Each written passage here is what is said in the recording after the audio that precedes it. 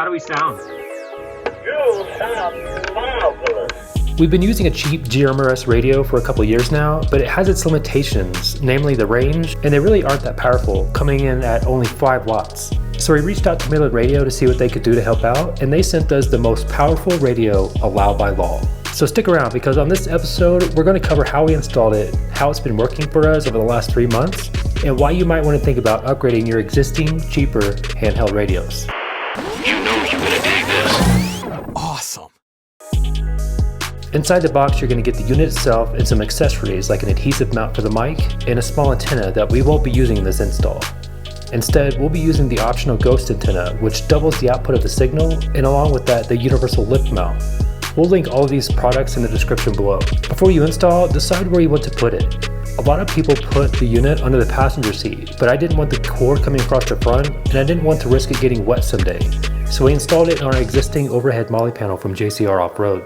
The radio itself comes with a bracket that we had to modify just a bit to fit our exact install location. With that part out of the way, we ran the wires from the unit across the top of the Jeep, onto the front window seal, down the passenger side, and wired into an existing 15 amp OEM aux switch. The hardest part of the install is running the wire for the antenna. We found the best way to do this was through the existing hole in the firewall.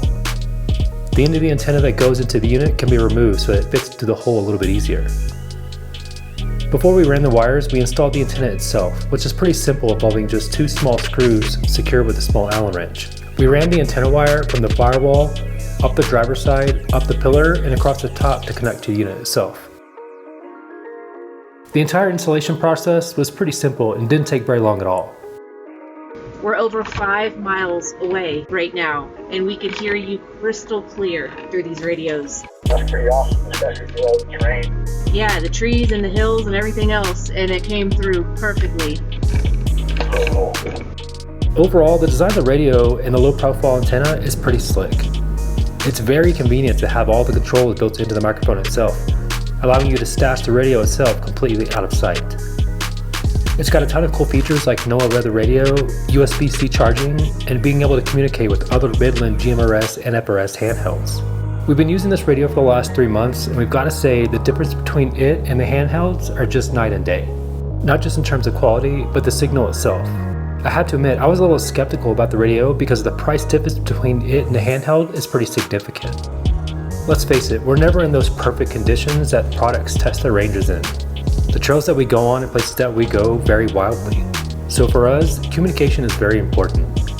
And if you find yourself off-roading often, at some point you'll want to upgrade that radio to something more powerful like the 575 XT from Midland Radio. That's all we got for you. I'll throw up some links below on where to get this stuff from Midland's website, and we will see you on the next one.